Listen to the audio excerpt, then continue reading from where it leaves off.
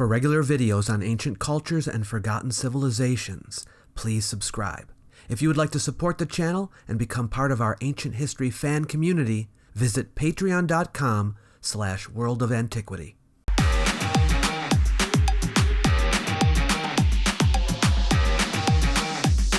Welcome to the Antiquities Travel Guide. Follow us to different countries as we search for ancient artifacts. If you too wish to explore the ancient past through travel, we'll help you plan where to go, what to see, and how best to enjoy what you encounter. In this series of the ATG, you can accompany Cassie and me on our trek through the Yucatan Peninsula, homeland of the ancient Maya. Come on, let's go! After leaving the site of Lamanai, Cassie and I drove back to Orange Walk and got supper at the restaurant we visited the day before, Cocina Sabor. We enjoyed it so much the first time, we wanted to go again. After that, we left town and headed south. This leg of our road trip takes us to the Cayo district of Belize, in the town of San Ignacio. For those interested in visiting Maya ruins, there are several sites in this area worth exploring. Most notably, Cahal Pech, Xunantunich, and Caracol. The latter is a significant distance away, but San Ignacio is still the nearest sizable town. There are also some caves of interest that had significance to the ancient Maya. The top two, I would say, are the ATM Cave, that's short for Actunutunichil Muknal, and the Barton Creek Cave. You can use San Ignacio as a home base to see all of these places. We arrived in town as the sun was going down. We tried to make it to Xunantunich, but the ferry that takes you across the river to the site had already closed for the day. So we decided instead to visit Cahal Pech. Cahal Pech, place of ticks in Yucatec Mayan, is the ancient Maya site on which San Ignacio is built. It sits on the ridge of a high hill overlooking the Macal River, with a fertile valley for agriculture to the north, an ideal spot for controlling trade on the river. That's probably why it was built. We didn't get any ticks. The entire archaeological site is some 22 acres, but we are here at the epicenter, much smaller. This is the part of the site everyone visits. It has 8 interconnected plazas with over 30 structures. There's a visitor center here with an on-site museum and restrooms. Guides are available. They tend to be a little pushy to get your business. During its heyday in the late Classic period, the city's population reached about 10 to 15,000. The settlement had its beginnings in the early pre-Classic, between 1300 and 900 BCE, when large circular platforms were built for ceremonial purposes. In the middle pre-Classic, between 900 and 300 BCE, masonry architecture made its first appearance, meaning this place was urbanizing well before the ancient cities we have visited up to this point. That being said, most of the buildings you can see today date from the late Classic, 600 to 800 CE.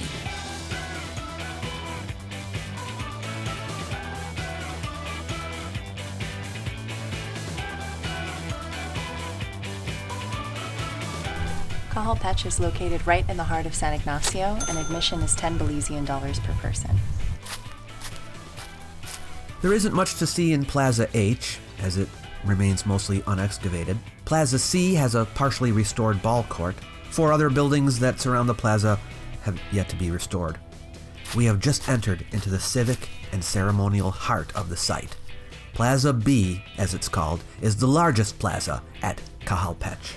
We are walking on the Classic period surface of Plaza B, but about a yard below ground level was the original platform from the middle pre-Classic period. Within that platform, archaeologists found a grave, which they believe to have been that of an early ruler of this site. Interestingly, a total of 69 burials containing about 85 people have been found at Cahal Pech. A number of them are right here in this plaza. There are indications that at least 11 of the burials in this city are of rulers. The earliest of these elites was interred right here under the plaza floor during the Middle Pre-Classic period. In 2 crypts capped by limestone, there was the body of a single person. Wait, 2 crypts, 1 body? Yeah, 1 crypt had the body, the other had the head. The decapitation of the person probably happened after they died and was part of a reverential act. Now here's the interesting thing about it. In the Maya creation story, after the hero twins have defeated the lords of death, They retrieve the severed head of their father. The head is then taken to the 3-stone place of creation, where it is then resurrected as the maize god. The maize god then creates the world by raising the world tree, separating earth and sky. He partitions the world and creates the first 4 humans. Well, other burials in the corners of the plaza seem to reflect aspects of this myth. It may be then that the individual interred under the floor was one of the earliest rulers of Cahal Pech, and that his decapitation was in imitation of the father of the hero twins who became the maize god, probably reflecting a belief in his resurrection from the dead. In the southeast corner of the plaza is a long tiered platform called Structure B4. It's one of the earliest structures at the site, dating to between 600 and 300 BCE. Below the floor of that platform, a burial was discovered, which was arranged according to the Mayan belief in a 4-part universe. The bones were in a square pattern with 4 figurines around them. They and the other associated artifacts appear to be imbued with symbolism associated with the creation story and the myth of the hero twins. This special arrangement is maybe an indication that the burial is of one of the pre-classic rulers at the site, and who was expected to be resurrected and become a deified ruler like his ancestors. On the east side of the plaza, you can see 3 structures which are known as structures B1, B2, and B3. From what I understand, they were built along astronomical lines to denote the solstices and equinoxes, much as the ones we saw at Calakmul. The remains of 3 stelae are set in front of each structure. At least 12 burials have been discovered within Structure B1. On the west side of the plaza, you see a raised platform. It is quite large and forms the base for 3 other plazas, A, D, and E. Structure A2 is the formal entrance to Plaza A. And Plaza A has 5 buildings arranged around it. Structure A1 is the biggest. The Maya, as you know, like to expand their existing structures, building right on top of the old ones. The substructures of this pyramid date back to the late pre-classic, so between 300 BCE and 250 CE. But the current version was finished around 500 CE.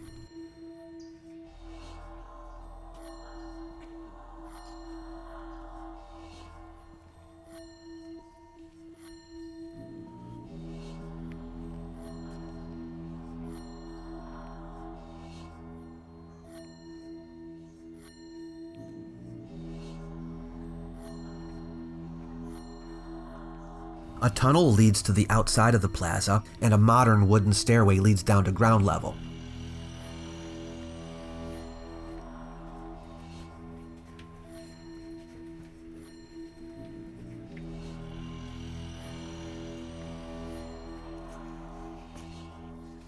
Here we found another ball court, the west one, but it's not restored at all. We headed back up to access the other plazas. Current excavations are being carried out under the direction of Jaime and Matt Saunders with the Belize Valley Archaeological Reconnaissance Project. I'm lost. This way or this way?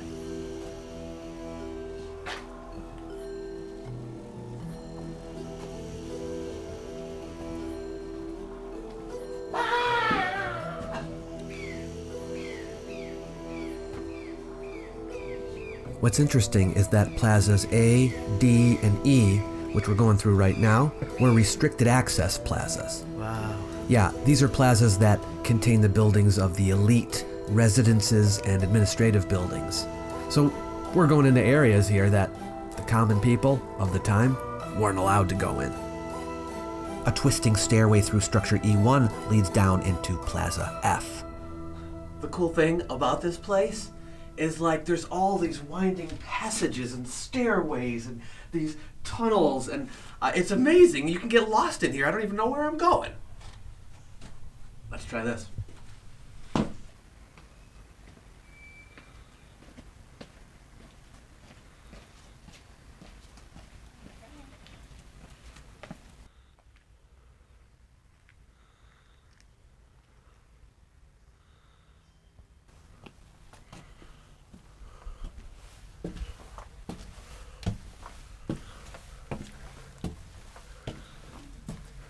Cahal Pech experienced the same decline as other lowland Maya sites and was abandoned around 900 CE.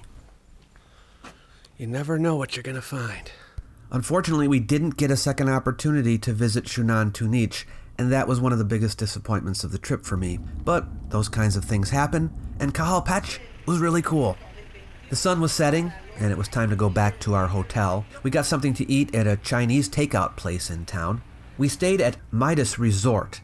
It has little round bungalows and a pool with a bar and restaurant. We took a swim and had a drink. The staff was very friendly and helpful. The only downside was that the hot water wasn't working, and they couldn't fix it. We ended up having to take showers in neighboring rooms. But I wasn't sure if that was a common problem or whether it was just a freak thing that happened while we were there. Otherwise, great spot. The next morning, we took a long trek southward to the site of Caracol. If you want to go here, be prepared to journey far, far away from civilization. Caracol is located about 50 miles south of San Ignacio in the Chiquibul Forest Reserve. Your hotel or restaurant can set up a tour for you, but you can also drive there yourself, which is what we did. Take Mountain Pine Ridge Road southward. If you rent a vehicle, I would not recommend going in the rainy season. The first part of the road, which doesn't last long, is kind of paved, but kind of not. Then it turns into dirt road, and it's not in great condition. There's a checkpoint to enter the Mountain Pine Ridge Forest Reserve.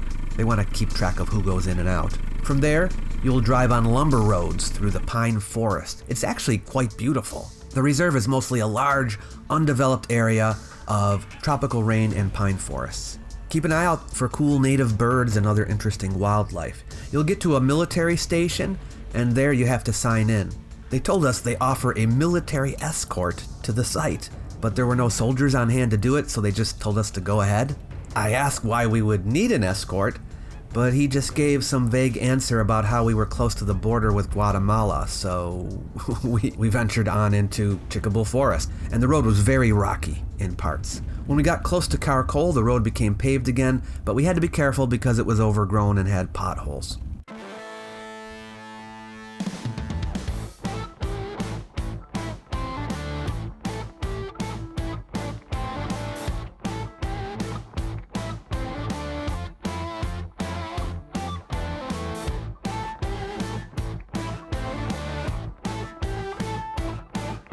We're here at Caracol, and this site is open from 8 a.m. to 4 p.m. every day. You'll probably have to leave early if you're staying in San Ignacio, because the GPS will tell you it only takes 2.5 or 3 hours to get here, but we found it takes up to 4. And it's quite a bumpy ride. And then another thing to note about this place is that there are bathrooms available, and entry costs 15 Belizean, which translates to less than $10 US. Caracol, or El Caracol, is a Spanish name, meaning snail shell. It was coined by a British archaeologist who took note of the winding access road that leads to the site. The city's ancient Maya name was Uxhuitza, which means 3 hills water. At the entrance to Caracol, there's a small visitor center. The staff who work at Caracol live right on site. You kind of have to. There is no place to eat here, not even water for sale, so make sure you bring some. There's an on-site museum, plus a shelter with many stelae and altars from the site. Caracol is huge. In 2009, aerial laser mapping of the site revealed many parts of Caracol that had not yet been discovered. It's one of the biggest Mayan sites there are, covering about 120 square miles. It's the largest in Belize. At its peak, around 600 or 700 CE, Caracol housed more than 100,000 people. Sakbeob, those are the white ceremonial roads, linked all parts of the city as well as the suburbs. These roads incorporated previously existing settlements into Caracol, which integrated the economy of all these places. Archaeological excavations and restorations of the site are currently being carried out by Diane and Arlen Chase. The vast majority of the site is still unexcavated. Caracol's epicenter consists of 5 plazas, though only 3 have restored buildings and are commonly visited by tourists. People first started living here around 600 BCE. The golden age of the city came later. It flourished pretty much throughout the entire Classic period. That huge structure there is the oldest temple on site. Called Structure A6 by archaeologists, it's known colloquially as the Temple of the Wooden Lintel, and it was built in the 1st century CE. We can access Plaza A by going up its steps. You interested in writings? Caracol has a bunch. In fact, it has the largest hieroglyphic corpus in Belize. Quite a few stone monuments. 26 carved stelae, 29 carved altars, and writing on other surfaces like painted tomb capstones and walls and bones and ceramics help us to reconstruct the history of the city. One of the things we learn is that Caracol's most famous and successful royal dynasty was founded in the 4th century CE by a king known as Cahal Pech. He's attested in a ball court marker that was found here, and his accession to the throne is dated to 331 CE. There's a stela that was found here, Stela 20, which was dedicated on September 19th, 400. Near the top of the stela, a hieroglyphic text next to the ruler's head has his name, but it's unfortunately eroded. We can read his title though, Ush Wits Ahau, 3 Hills Lord. Structure A1 is an early classic building. A group of stelae were found in front of it, including Stela 13, which is the second oldest stela at the site. It dates to the year 514, during the reign of Yahau Te Ki'inich I. Stela 15 records the accession of Ka'an I in 531, as well as an axe war waged against Caracol by the Snake Dynasty from Zibanche. Kaltun Hish was ruling at the time, and Cahal, who apparently was an ally of Zibanche at this time. It's early on here. An axe war called Cha'ak doesn't mean a literal war waged with axes. It is a figurative term intended to call decapitation to mind. From what we can tell, a Cha'ak event is an important military conflict, but it's more significant probably to the victor than to the loser. Caracol appears to have been the loser of this engagement and probably became a vassal state of Tikal. Here's an image of Ka'an I on Stela 16. It provides his genealogy. We jump ahead now to the reign of Yahau Te Kinich II, one of Khan's sons. He threw off the yoke of Tikal and ushered his city into a period of great prosperity. You can see his image on 2-cylinder vases, which are now housed at the Museum of Fine Arts in Boston. The vases date to the 8th century, so this suggests the king's fame long after his death. Here's what happened with Tikal. Yahau Te Kinich rebelled against the king of Tikal, Wak Chan Kawil, also known as Doublebird, who previously had sponsored Yahau Te Kinich's accession to the throne, so I'm sure he viewed this as a stab in the back. They waged 2 battles against each other. The first, which occurred in the year 556, is described as an axe war too. In this one, the king of Tikal attacked the army of Caracol and defeated it. But Caracol still was not brought back into submission. 6 years later, in 562, Wak Chan Kawil engaged Yahau Te Kinich a second time, but the ruler of Caracol was ready for him, because this time he was backed up by the forces of Sky Witness, king of Zibanche. A carved ball court marker from Caracol records Yahau Te Kinich's victory, and this time instead of an axe symbol, we see the shell star symbol, a shell over a star, which designates what we call a shell star war, or simply a star war. This is a war type of the highest category and indicates the total defeat of an enemy. Tikal's king was captured and sacrificed, and as you can imagine, this event had devastating consequences for Tikal, and conversely a significant positive impact on Caracol, serving as a catalyst for the city's development.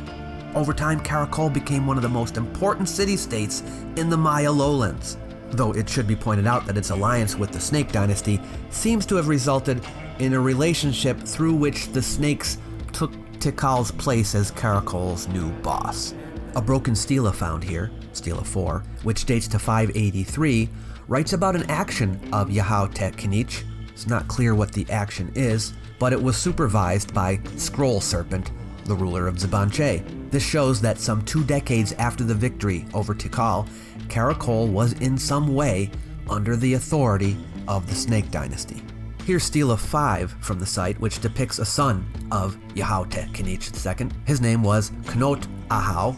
He's surrounded by open portals with his ancestors emerging, and they are named. We get his genealogy from this. Perhaps the most successful ruler of Caracol was the younger son of Yahau Te Kinich II. His throne name was Ka'an II. His older brother had ruled before him, but Khan took the throne at age 30 and ruled for 40 years. He had a different mother than his brother. Khan's mother was Lady Bats Ek, a princess of Yashha. Khan was vying for power in the area with a neighboring city, Naranjo, the ruins of which are today in Guatemala. I told you about axe wars, which seem to have been more minor, and shell star wars, which were major. Another type is what the Maya called hubi, or destruction wars. These seem to have been conflicts that had specific objectives in mind. Khan II waged a hubi war against Naranjo in 626 and another in 631, and as you might guess, he got assistance from the Snake dynasty in these engagements. The Snakes by this time had moved to Calakmul. The second war resulted in Naranjo's subjugation and a major expansion of Caracol's power. At Naranjo, archaeologists uncovered a hieroglyphic stairway that recounts Khan's victories. The text refers to other exploits, but those are too damaged to read. The population of Caracol increased during Khan's reign, and the site grew greatly in size. Because the glyph blocks in the Naranjo hieroglyphic stairway were assembled out of order, and some of the blocks were found in other cities, we don't believe that that is the original location of the stairway. This building is likely the original location of the hieroglyphic stairway, installed by Khan II to celebrate his victories over Naranjo. We also have here images of two gods that see the two monster faces there. The one on the bottom is the jaguar god, and the one on top is the rain god. You can see them on both sides. If you thought Naranjo was out for the count, you'd be mistaken. During the reign of Khan's son, K'ak-Uhol K'inich II, Caracol was defeated by Naranjo, not in an axe war or a destruction war, but a shell star war. Yeah, giving Naranjo independence once again. Archaeologists believe that in an act of humiliation, the victors at Naranjo dismantled the hieroglyphic stairway here at Caracol and brought it to their city, reassembling it, all out of order. This is the greatest pyramid at Caracol, called Ka'ana, or Sky Palace.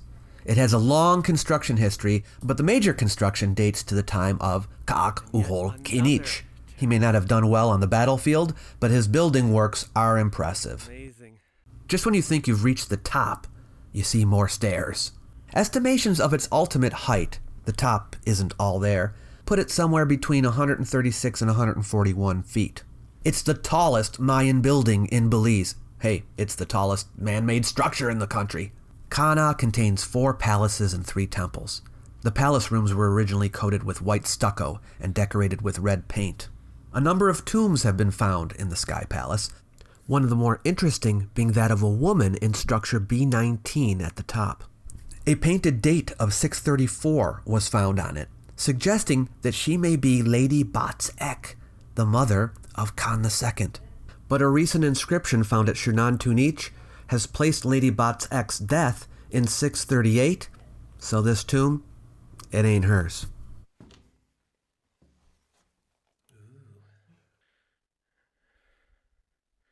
There's an absence of inscriptions at Caracol in the period between 702 and 799, so we know less about that time. This is the B Ball Court, which was commissioned by a king named K'inich Hoi Kawil, and although a skirmish of his is described on Stela 11, the city appears to be going into a gradual decline by this point. Caracol seems to have been abandoned around the year 1050 for unclear reasons, probably relating to the wide-scale collapse of Maya civilization in the region. But that was longer than many others lasted. The jungle swallowed it up after that. It was rediscovered in 1938 by a local logger named Rosa Mai, who was in the area searching for mahogany trees. I thought it's pleasant here. Yeah. Oh. Overall, nice peaceful park. On the way back to San Ignacio, trekking once again on the dirt roads through the forests, we stopped to take a look at the Big Rock waterfalls and decided to take a dip. Definitely worth stopping off here.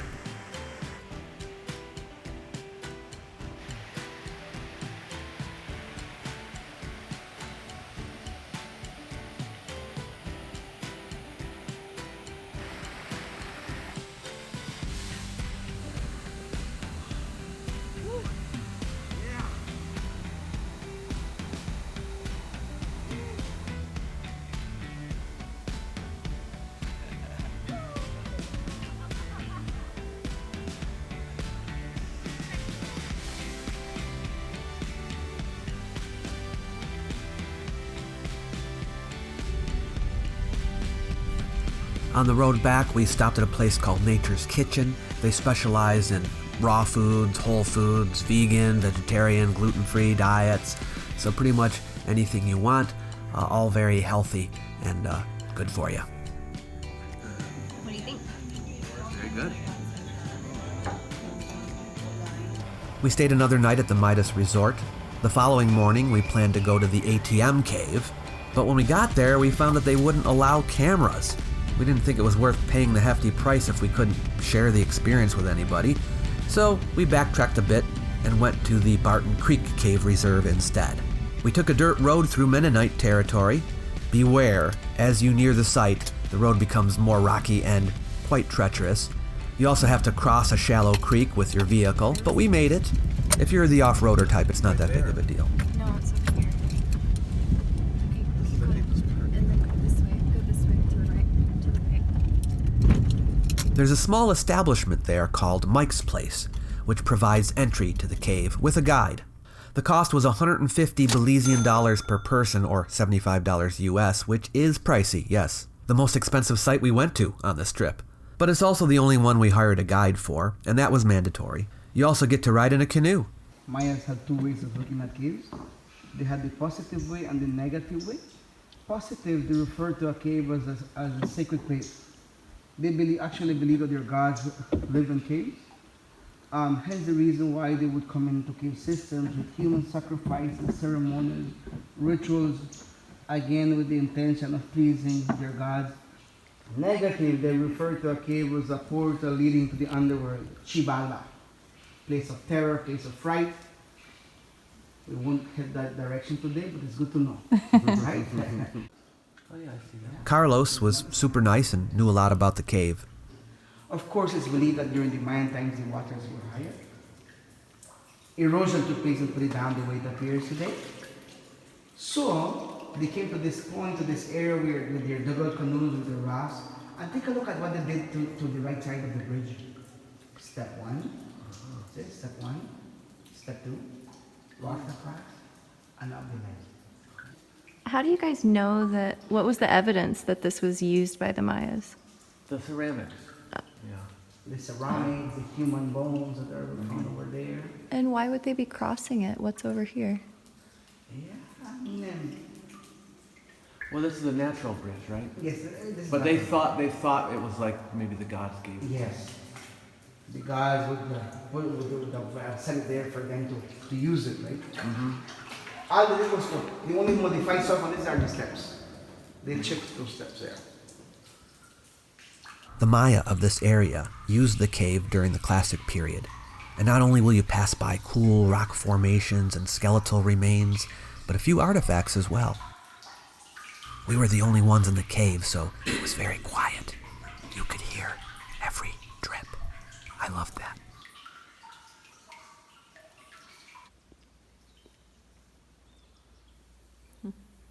Alright, so we're exiting the cave. What'd you think? Fantastic. Yeah, it's pretty amazing. You can see some of it.